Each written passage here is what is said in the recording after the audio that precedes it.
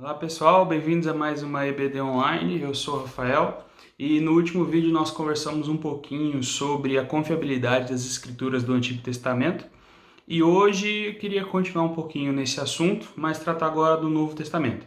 Será que quando nós pegamos nossa Bíblia para ler, nós estamos lendo um registro histórico que é digno de confiabilidade? Será que o Novo Testamento tem uma credibilidade enquanto documento?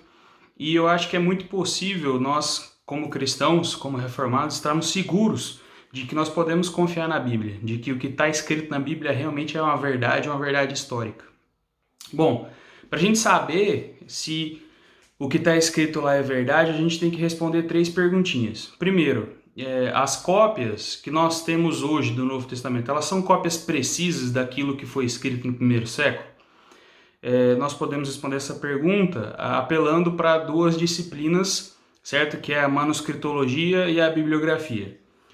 Nós também precisamos fazer a pergunta: será que essas cópias, se elas forem precisas, elas são documentos históricos confiáveis? Existe comprovação histórica de documentos externos que retratem os mesmos eventos ou os mesmos personagens? Eu acho que é possível a gente ver que sim, certo? E, por último, será que quem escreveu o documento estava falando a verdade quando escreveu? Bom, como boa parte do Novo Testamento são cartas doutrinárias de ensino, eu acho que é relevante, como nós estamos falando de comprovação histórica, focarmos um pouco mais nos livros históricos, certo? As narrativas dos quatro evangelhos e o livro histórico de Atos, certo? Não quer dizer que nós não possamos comprovar a veracidade das cartas, das epístolas, mas é que é muito mais fácil trabalhar de história com livros que retratam a história, certo? Mas vamos lá então, sobre as cópias precisas do Novo Testamento. Como é que funciona a manuscritologia, a bibliografia? Como é que a gente recompõe um texto da antiguidade? Nós precisamos ter manuscrito, certo? Seria muito mais fácil se nós tivéssemos o livro que Paulo escreveu, que Lucas escreveu, que Marcos escreveu, mas como eles escreviam em materiais perecíveis, né, pergaminhos que se decompunham, se degradavam, nós não temos o original, certo? Mas nós temos cópias, nós temos manuscritos muito antigos e a manuscritologia e a bibliografia, elas reconstroem o texto original baseado nessas cópias. Não é só com o Novo Testamento que isso acontece. Na verdade, com toda a literatura da Idade Antiga, o único modo de nós termos conhecimento do que foi escrito na Antiguidade é através desse método de reconstituição. Então, se nós vamos falar dos escritos de Platão, que estudam nas faculdades de filosofia, ou nas obras de Homero, certo? A Ilíada, a Odisseia, enfim, esses textos antigos, todos são reconstituídos dessa maneira. Como que nós fazemos? Bom, nós não, os acadêmicos. Eles pegam uma cópia e comparam com outra, veem as diferenças, e para determinar qual é a cópia mais precisa, onde as duas diferem, eles colocam uma terceira cópia como um padrão. No que essas três diferem, eles utilizam uma quarta. Então, assim, nós vemos que pela comparação cruzada de várias cópias, pode-se reconstituir o texto original. Então, nós podemos ter a conclusão de que quanto mais cópias tivermos, mais segurança nós teremos na reconstituição do texto original. E não é só isso, mas quanto mais próximo nós estivermos da data de escrita original do documento, também é maior confiabilidade. Se eu escrevo uma carta hoje e ela é lida amanhã, é muito mais confiável de que ninguém mudou alguma palavra minha do que se eu escrever uma carta hoje e lerem ela daqui a 10 anos, e for uma cópia, certo? E nesses quesitos acadêmicos, o Novo Testamento tem uma segurança muito maior do que qualquer outro texto da Antiguidade, certo? Os escritos de Homero são o segundo escrito mais bem atestado em toda a história, certo? Os escritos de Platão, eles são também muito bem atestados na história. Ninguém duvida dos textos que Platão escreveu. Mas a idade que separa a escrita de Platão da cópia mais antiga que nós temos é uma separação de cerca de 1.200 anos, certo? Homero, do tempo que ele escreve os seus contos, até a cópia mais antiga que nós temos, tem uma separação de 500 anos. Já o Novo Testamento nós vamos ver um pouquinho mais para frente que nós podemos datar os textos com uma certa segurança de só uma distância de cerca de 30, 40 anos no máximo dos eventos que eles descrevem, certo? Não só isso, mas com relação ao número de cópias.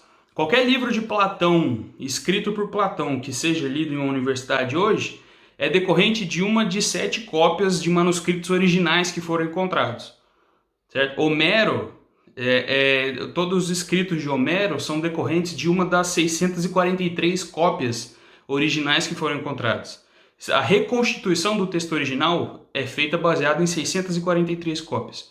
O Novo Testamento, só de manuscritos em grego, possui mais de 5.000 cópias, que ajudam na reconstrução do texto. Então, em termos de manuscritologia e bibliografia, nós estamos muito certos de que a Bíblia e o Novo Testamento é, com certeza, o documento histórico mais bem comprovado da história. Se você quer duvidar da historicidade dos documentos do Novo Testamento, duvide primeiro que Platão escreveu os livros que os filósofos dizem que ele escreveu, certo?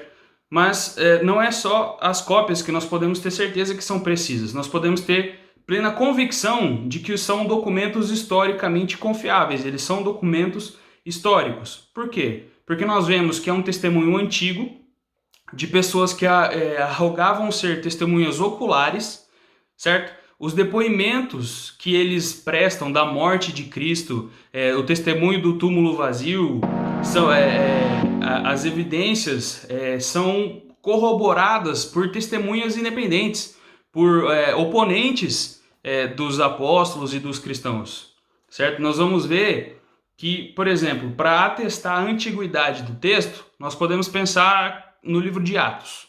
Era muito comum no Antigo Testamento e no Novo Testamento, os apóstolos e os profetas registrarem as profecias, certo?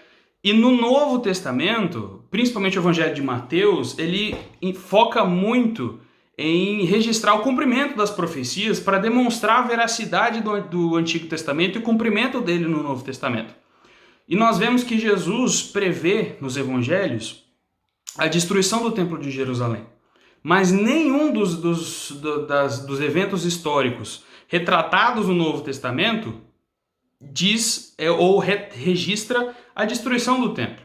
O que isso significa? Que provavelmente os livros foram escritos antes da destruição do templo, porque se os apóstolos registraram a profecia de Jesus, muito provavelmente, como era o costume da comunidade, eles registrariam o cumprimento da profecia também.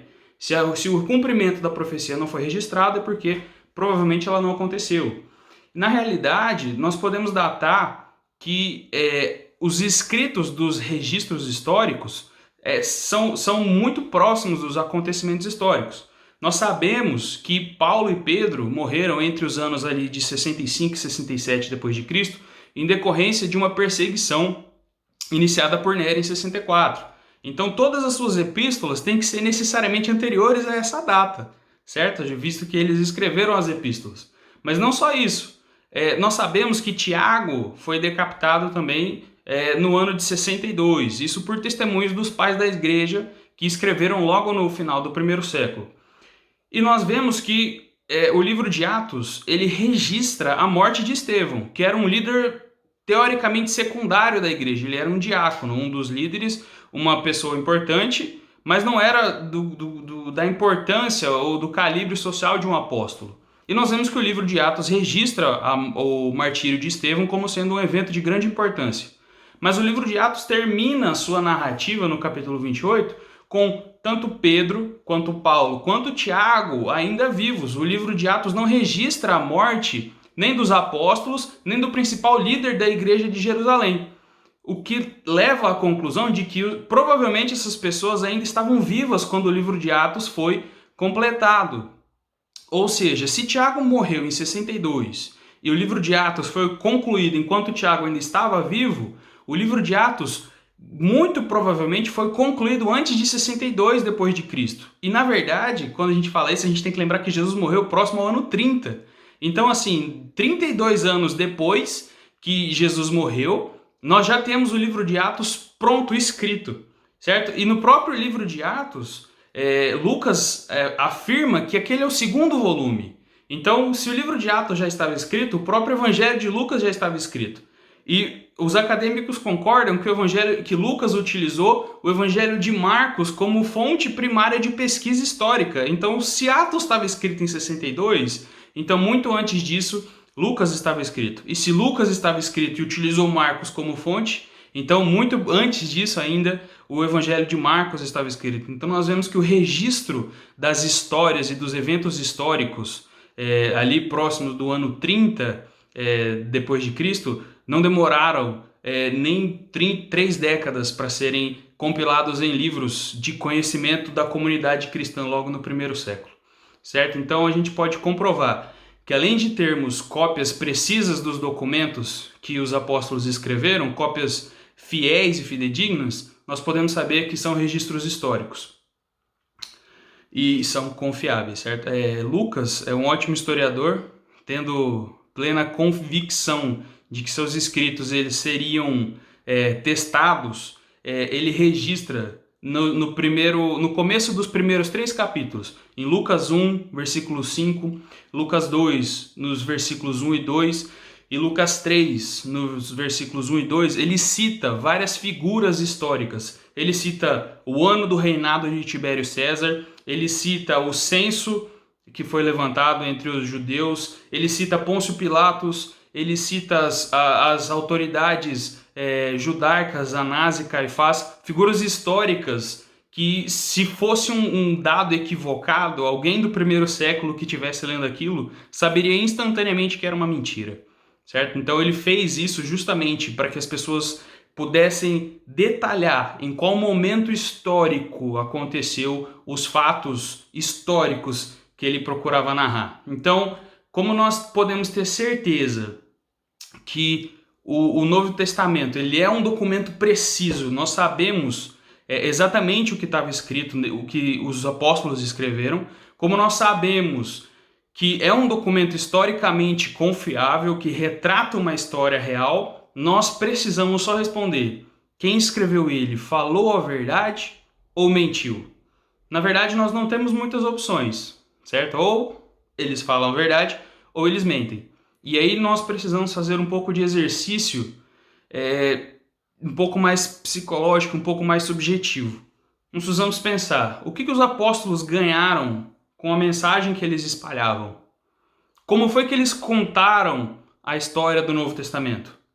Eles contaram, os próprios apóstolos escrevendo, eles incluem detalhes onde o próprio Jesus, que é de quem eles querem espalhar a mensagem, os chama de covardes, ele chama de apáticos, os chama de tolos, os chama de homens de pequena fé. Eles afirmam que a primeira testemunha da ressurreição de Jesus foram mulheres, pessoas que não tinham validade jurídica como testemunha, que não tinham autoridade, não tinham credibilidade na sociedade. Eles fazem exigências elevadas, eles descrevem eventos que facilmente seriam contraditos ou seriam comprovados como falso se eles estivessem mentindo.